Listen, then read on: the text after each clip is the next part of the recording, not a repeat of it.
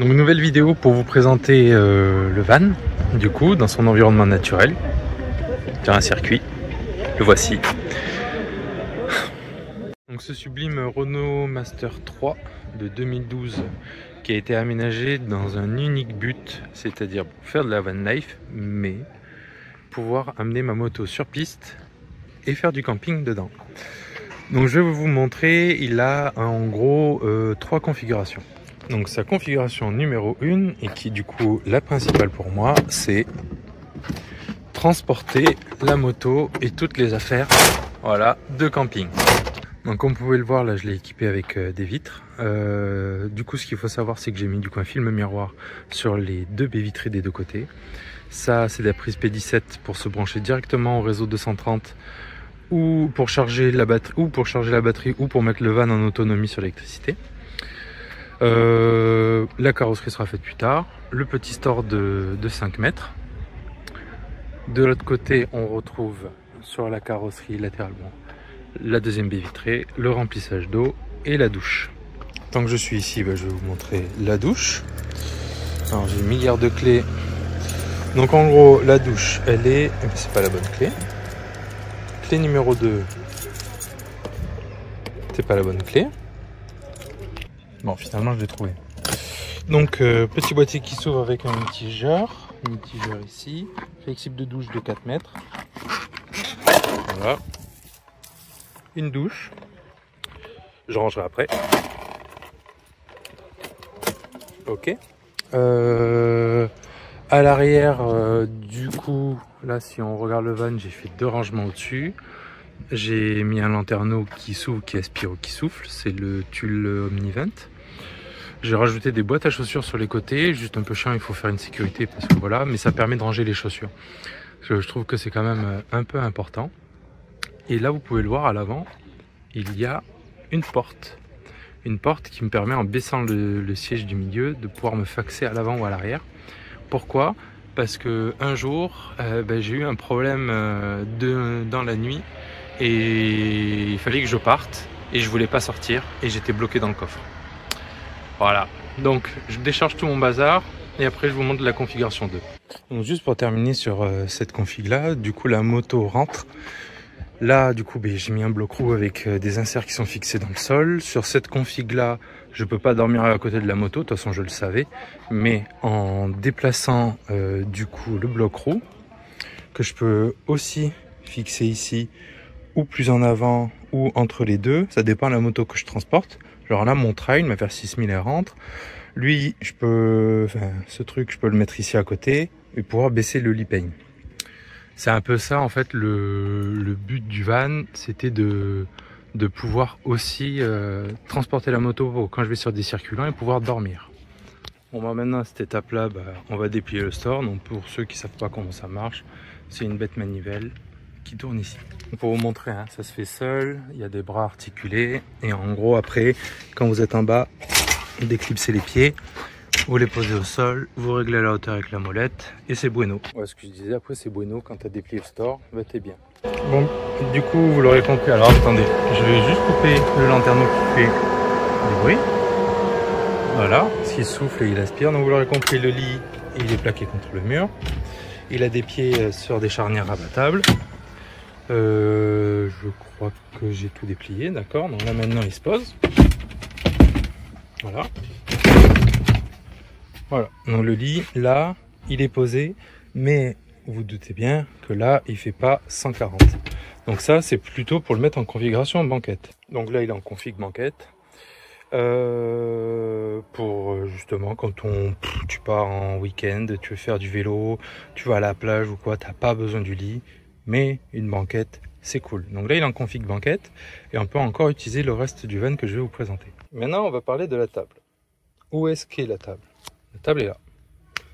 Mais comment on fait la table? Donc pour faire la table il me faut ceci que je range là-haut sur la capucine. Et du coup quand on déplie ce meuble, quand il n'y a pas un truc qui gêne,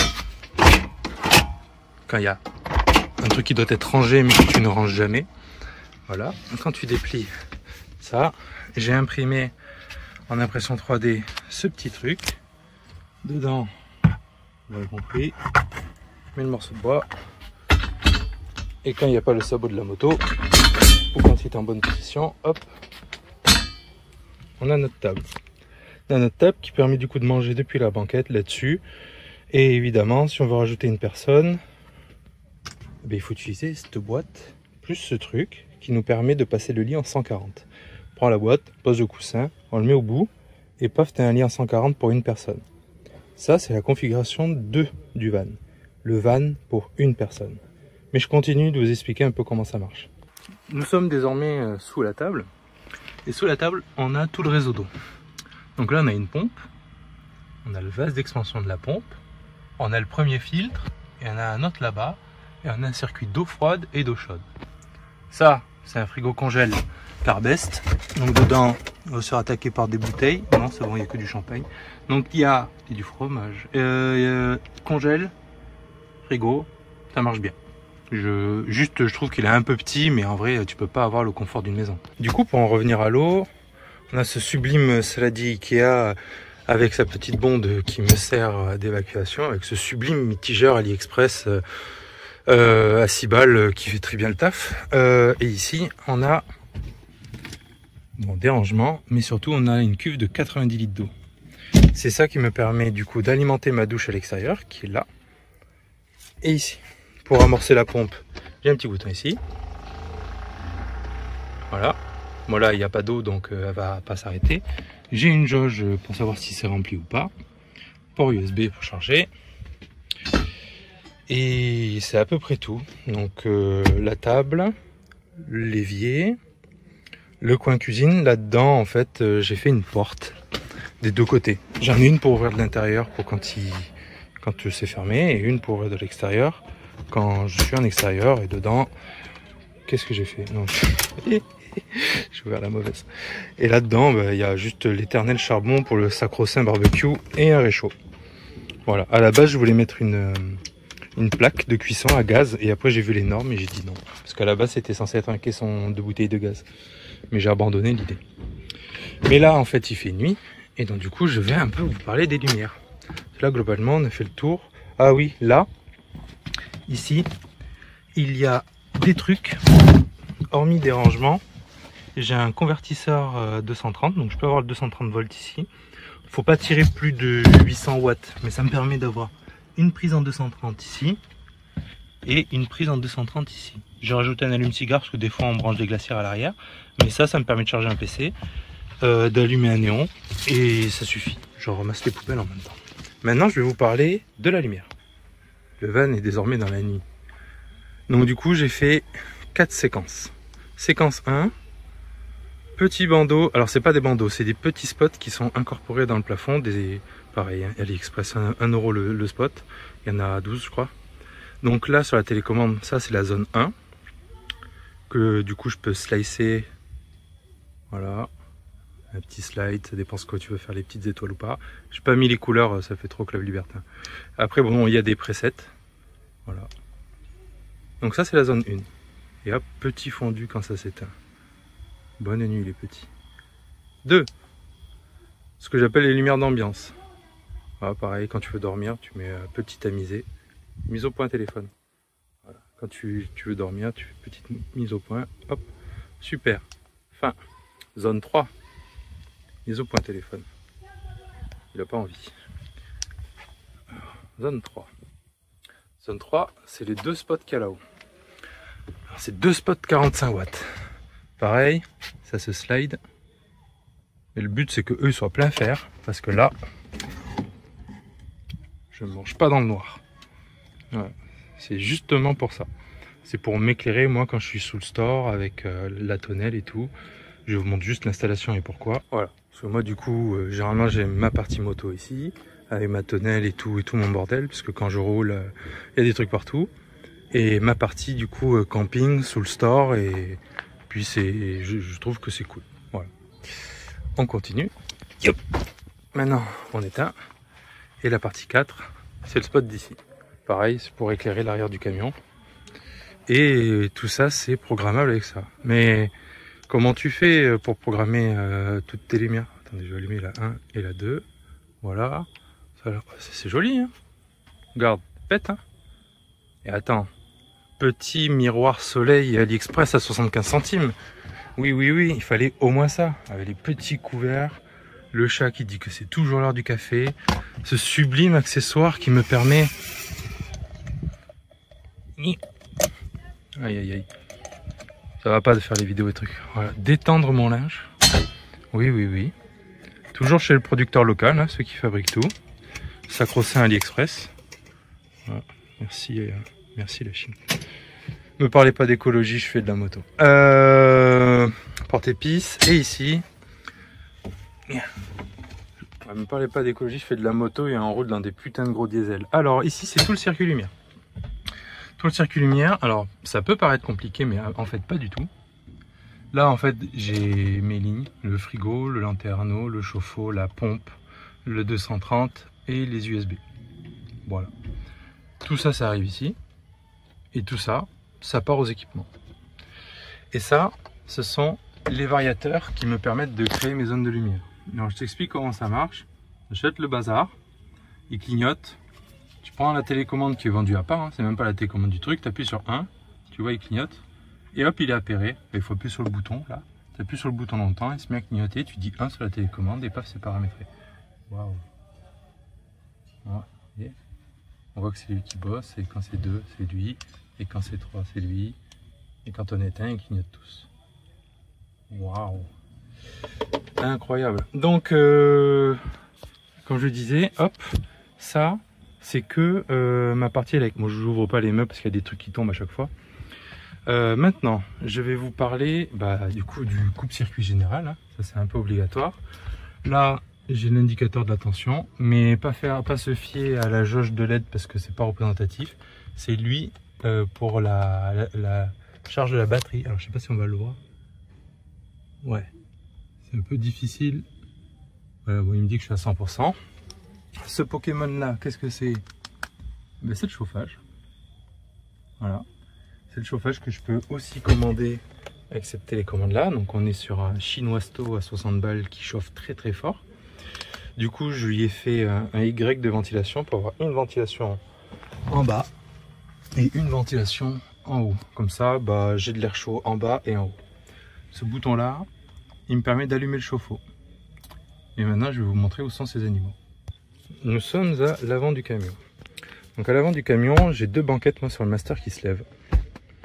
Sous celle-là, j'ai mon chauffage diesel. Donc bien sûr, je l'ai mis sur une plaque en fer parce que si tu le mets à même le sol avec la mousse, ça prend feu. Là, il a sa petite pompe diesel. Et vu que je voulais pas m'offrir une sublime facture de 1400 € si je perçais mon réservoir d'origine, juste derrière, là, j'essaie de vous montrer autrement. J'ouvre la porte. Waouh, incroyable. Donc c'est là où je vous montrais, il y a le Y de tuyau. Et juste là, en fait, vous avez le réservoir de diesel du chauffage. Oui, je sais que c'est interdit d'avoir un réservoir de carburant à l'intérieur de son véhicule. J'ai envie de le passer à l'homologation. Je verrai si je dois faire une modif ou pas. En l'occurrence, là, c'est comme ça. Ici, j'ai le chauffe-eau. Donc c'est un chauffe-eau élec. Alors, il tire, je crois, 240 watts quand il chauffe. Il me fait 8 litres d'eau à 80-90 degrés. Donc en gros, avec le mélangeur, on arrive facilement à prendre vraiment des vraies douches. Surtout avec les 90 litres d'eau qu'on a derrière. Franchement, en vrai, c'est quand même assez confort. Du coup, pour terminer sur les accessoires et sur la partie élec, et on aura déjà fait le tour. Derrière le siège conducteur, en fait, je sais pas si on va voir parce que c'est de nuit. Donc ce que je vous ai montré tout à l'heure, c'était le circuit de puissance. Donc ça, on va dézoomer. Ça, c'est ce qui me permet du coup de relier ma prise P17 à ma batterie. Ma batterie est ici. Et ça, alors oui, désolé, je suis pas électricien, mais j'essaie de faire propre. C'est toujours un peu galère, surtout c'était fait après, c'est mon circuit de puissance. Donc tous les plus de mes équipements arrivent ici, tous les moins ça arrive ici. Et ce que vous avez vu dans le tableau là-bas, c'est que les interrupteurs. Et ouais, les interrupteurs, du coup, ils arrivent tous là-bas, c'est plus près. Et après, tous les circuits de puissance tirent en 6 carrés jusqu'à ici. Ça, c'est le Y de chauffage que je vais vous parler pour avoir la ventilation en haut, en bas. Alors, ouais, ok, on pourrait faire un tableau plus propre, mais en vrai, c'était mon deuxième van. C'est la première fois que je fais une élec compliquée. Mais voilà, Du coup, je suis quand même assez content du résultat. Mine de rien, moi, ça me convient.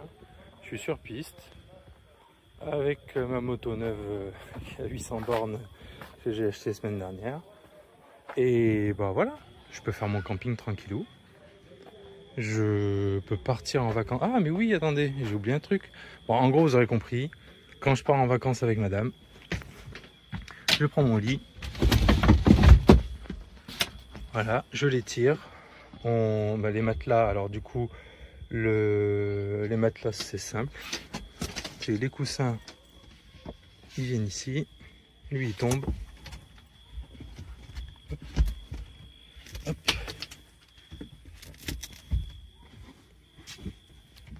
Voilà. Voilà, je pense que vous l'aviez deviné, non? Voilà, et puis après, du coup, on prend des box comme celle qui est en dessous, deux. Une ici pour passer en 140. Bien sûr, il n'y a pas le bloc roue, parce que là, il y a la config madame plus moto, ça marche pas, parce que ça fait beaucoup trop d'affaires. Enfin, je dis pas qu'elle prend de la place et qu'elle met des affaires, je dis juste que bah, tu peux pas, quand tu es à deux, avec un bloc roue en plein milieu qu'il faut manger, avec tout ça dedans, ça marche pas. Donc du coup, deux caisses, comme ça on met chacun nos affaires dedans. Ça nous rallonge le lit, on les quille en dessous pour quand on dort, et voilà. Et puis ça nous fait un petit van très sympatoche. Voilà, bah, dites-moi ce que vous en pensez. Je sais pas si la vidéo est longue ou pas. Et bah, dans tous les cas, moi je suis quand même assez content. Bisous.